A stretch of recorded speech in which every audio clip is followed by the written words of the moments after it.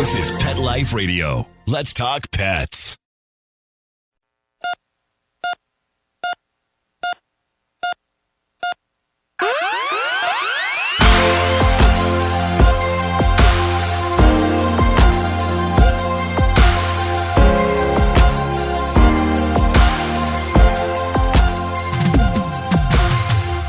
Welcome to ER Vet on Pet Life Radio. I'm your host, Dr. Justine Lee, and I'm an emergency critical care veterinary specialist and toxicologist. Thanks for joining us. Today, we're going to be talking about all things COVID pandemic related and the importance of keeping your pet healthy. I'm really excited. We have Dr. Lisa Lippman on board, and we'll be talking to her today. She is New York City's premier veterinarian, so stay tuned. We'll be right back after these messages. As a veterinarian, I want you to keep your dog as healthy and happy as possible. Well, you may have read a lot about bone broth's benefits for dogs, but if you're like me, you're too busy to cook bones for hours. So why not check out Rockwell Pets Pro Natural Dog Bone Broth? It comes in the convenience of a dry product, and you just sprinkle the powder on top of your dog's regular meal. It helps relieve arthritis pain with its anti-inflammatory turmeric and boosts appetite, even for finicky eaters. Plus, it's fast and easy, and you don't have to boil any bones. It's vet approved, made in the US, and comes with a money-back guarantee. For more information, check out rockwellpetspro.com. That's rockwellpetspro.com. Let's Talk Pets on PetLifeRadio.com.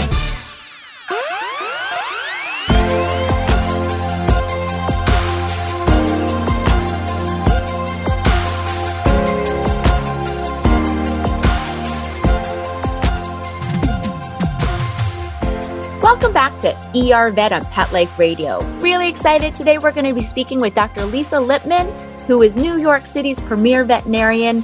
Dr. Lippman, thank you so much for joining us today.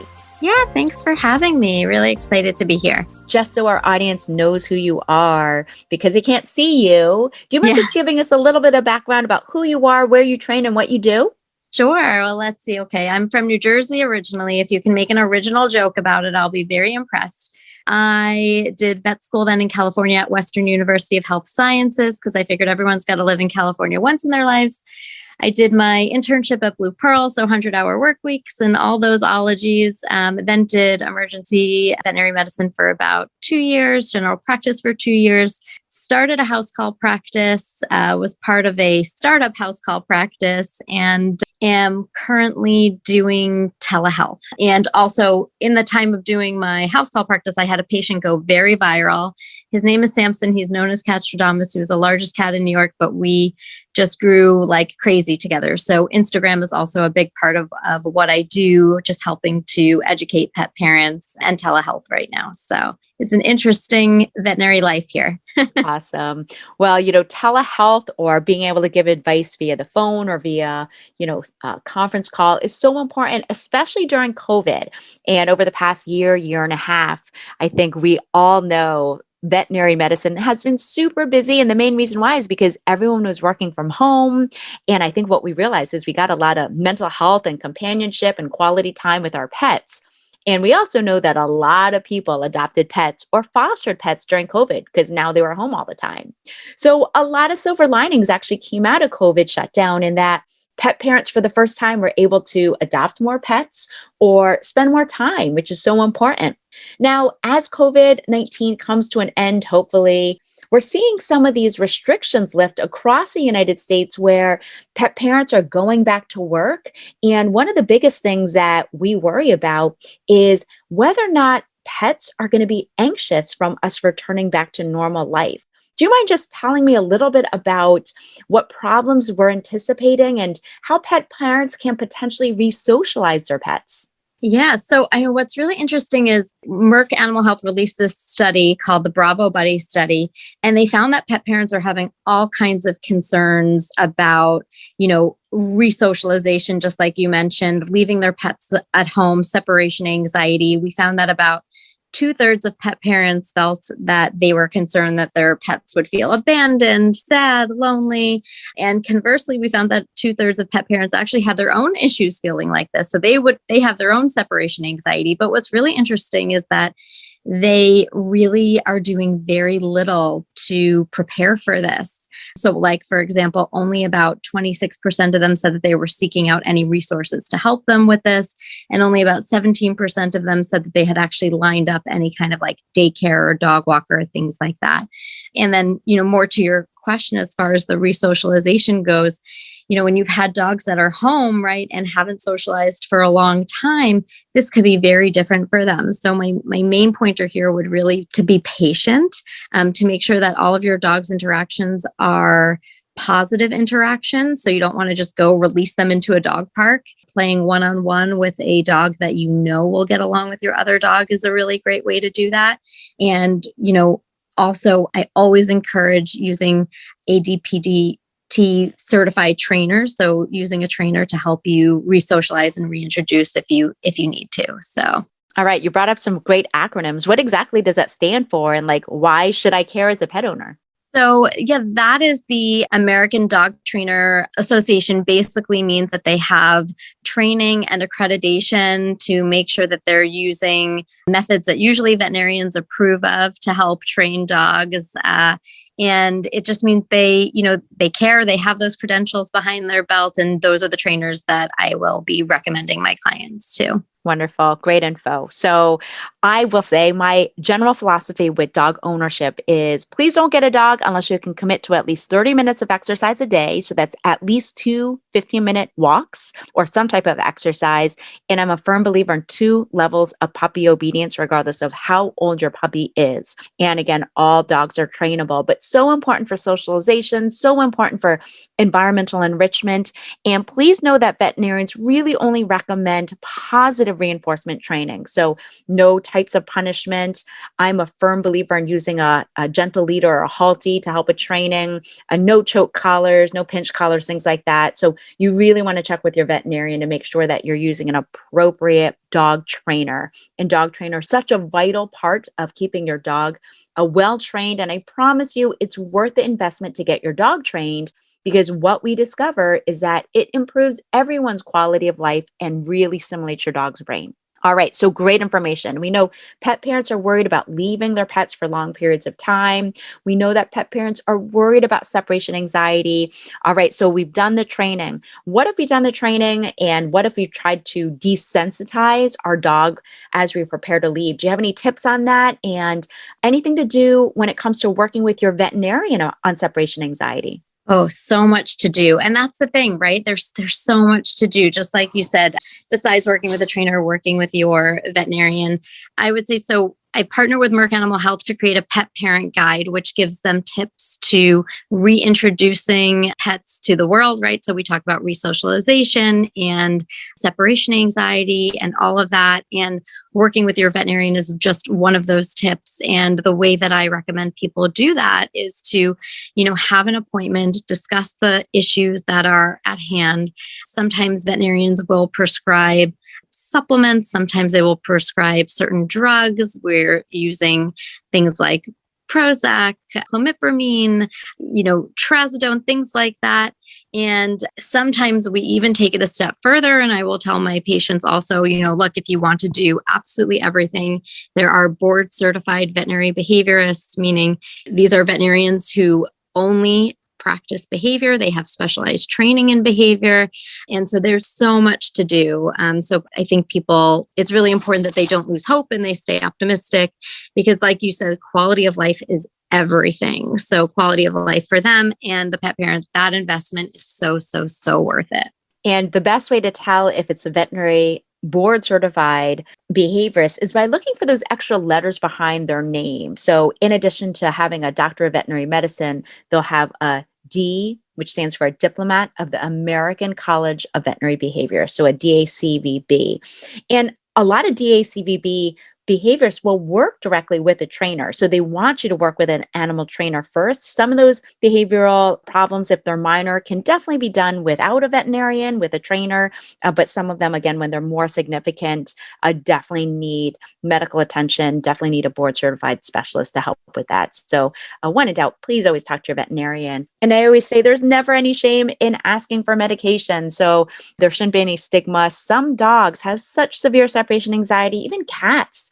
They may show urinating outside of the litter box or other medical related problems from separation anxiety. So when in doubt, again, please check with your veterinarian. So important. Yeah, I always tell people it's kind of like working with a psychiatrist if you are on medications, and a therapist, right? So the board certified behaviorist will help point you in a direction, rule out anything medical, talk about certain medications, and the trainer will help you implement those. So kind of like just relating it back to what terms people can understand. Now, during the pandemic, I know that you had already mentioned, I do actually think dogs were getting walked more. And that, in fact, that I saw neighbors that I didn't even know have dogs, taking loops around the neighborhood 3-4 times a day just to get out of the house. Mm-hmm. I think that dogs were spending less time at dog parks because of that potential interaction.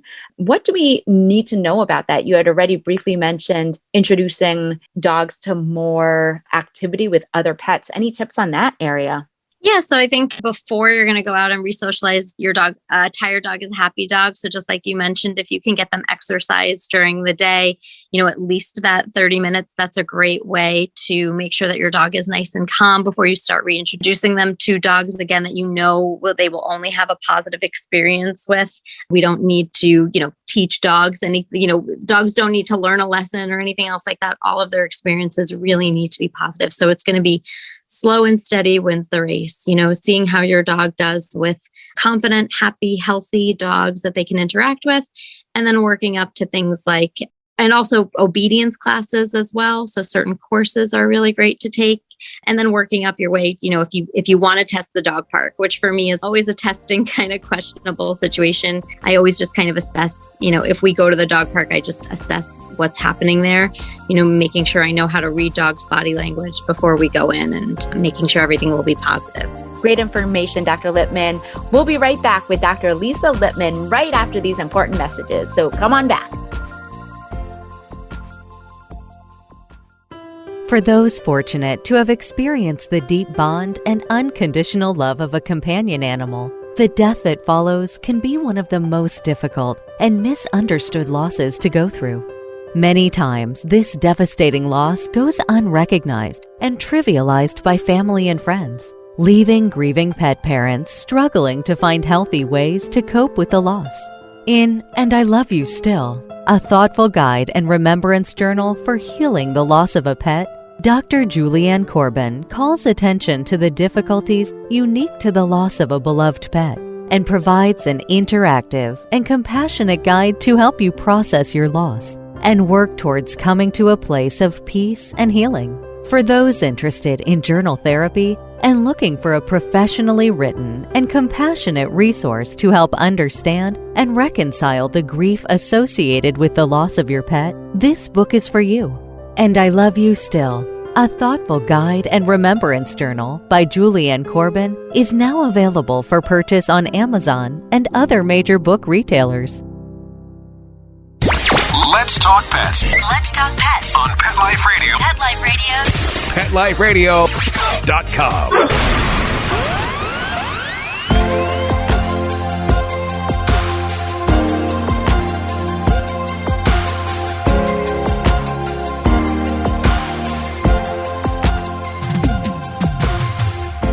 Welcome back to ER Vet on Pet Life Radio. I've been speaking with Dr. Lisa Lippman about what we need to know as pet owners as COVID-19 comes to an end and we reintroduce our pets to us going back to work or to other dogs in the dog park. Also wanted to talk about some key important questions. I know this study that was done by Merck Animal Health found that approximately 30% of pet parents were worried because they weren't going back to the vet or they were worried about forgetting things like flea and tick preventative. Nearly 25% of dog owners and 20% of cat owners said they have spent less time taking their pet to the veterinarian. And I know life has been crazy during COVID and during the pandemic pandemonium. So we've all been trying to prioritize our own health and our own safety. But it's so important that we make sure that our pets are getting appropriate preventative care. Now, I will say a lot of veterinarians during COVID were actually practicing curbside, which meant due to safety, everyone was masked and no pet owners were allowed to go into the vet clinic. And I know that's just starting to come to an end, hopefully, depending on where you live. So just be cognizant. Please be patient with your veterinary staff. A lot of them are still curbside or drop off. What do pet parents need to know when it comes to taking their pet to the veterinarian in terms of why? Like in the middle of the pandemic coming to an end, what do we need to know about when it comes to preventative health? Yeah, so preventative health is so important, and I'm afraid that that's been skipped on this year. I always say, I think ticks are going to take over the world. They carry more and more disease every year. They're really hard to kill. And I know I'm finding the same thing as I resume sort of this new post-pandemic life. We're busier than ever. And so it's going to be really important to help pet parents take things off of their plate. So for example, I recommend using a product like Brevecto, which is a 12-week flea and tick prevention, as opposed to one that lasts for 4 weeks. So you don't have to remember every month to give this preventative. They can also use new technologies like the Falaqua Connect or Shore Pet feeders, which work with radio frequency ID to track how much your pet is eating and drinking, and just gives you a really good idea of when it's time to get to the vet. Sometimes if you're so busy, you need that sort of, impetus to go. But if you can watch your pet's behaviors and you can have trackable monitors that monitor their health, then it's just one more indication that it's really time to go. So anything we can do to make it easier on pet parents, I'm all for it. And me as a pet parent. Wonderful information. Now, you guys have always heard me on ER Vet. My passion is always keeping your pet healthy. And hopefully with these tips, you can keep your dog and cat out of the emergency room. And one of the easiest ways is honestly preventative care. It's not veterinarians just trying to upsell you anything. And I know that's hard to believe, but my philosophy as a vet is to practice the same way for all of my pet owners as I do for my own pets. I can guarantee you, all veterinarians have their own dogs and cats on heartworm and flea and tick preventative. They make sure that their pets have gone through the whole puppy series, the whole kitten vaccine series, and then a physical exam and vaccination every single year until they're about 3 to 4 years of age. They still recommend the annual exam every single year, and then discussing with your veterinarian bumping the vaccine to every 3rd year. That still means you need to go to the vet every single year. I have it on my own Google Calendar to-do list to make sure I do a physical exam on my own dog and cat every single year. I live in an area in Minnesota at the head of the Mississippi River where I see a ton of leptospirosis. And we've talked about that on a previous episode of ER Vet on Pet Life Radio. And so I always have it on my Google Calendar every April to make sure my dog is vaccinated for lepto. So it's not just a quote upsell when it comes to preventative care. It is so important to keep your pet healthy. So again, when in doubt, please make sure to keep your dog and cat up to date on their vaccines or up to date on their physical exam. With that, Dr. Lisa, any last tips you want to leave with us? I would say we can talk a little bit about the survey that we're doing, which is great. As we're talking about post-pandemic life again and making sure that pet parents get the care that they need, Merck Animal Health does have a sweepstakes where all people need to do is post a picture of their pet on Instagram, use the hashtag BravoBuddy sweepstakes, and they can be entered to win 12 weeks of pet care, which are prizes worth $2,500, which is really an incredible gift. So they can put that towards the training. They can put that towards their preventative care that we talked about. It's really a phenomenal thing. Wonderful. Thank you so much. Again, so important that we keep our dogs and cats healthy, and I love what you're doing to help increase awareness of keeping our pets safe as the pandemic hopefully comes to an end. Well, just wanted to thank all of you as pet owners for being able to survive COVID and for keeping your dog and cat and all your other pets, all your other furry family members safe. That brings me to the end of today's show. Just wanted to give a huge shout out. Thank you, Dr. Lisa Lippman, for joining us today, and appreciate all that you're doing also. Now, you can find me on drjustinelee.com, on Facebook or Instagram at Dr. Justine Lee, or email me any of your pet questions at drjustine@petliferadio.com. With that, we're out of time, and we want to thank our guests, Dr. Lisa Lippman and Mark Winter, our producer, for making this show possible. See you at the next episode. Let's Talk Pets, every week on demand, only on PetLifeRadio.com.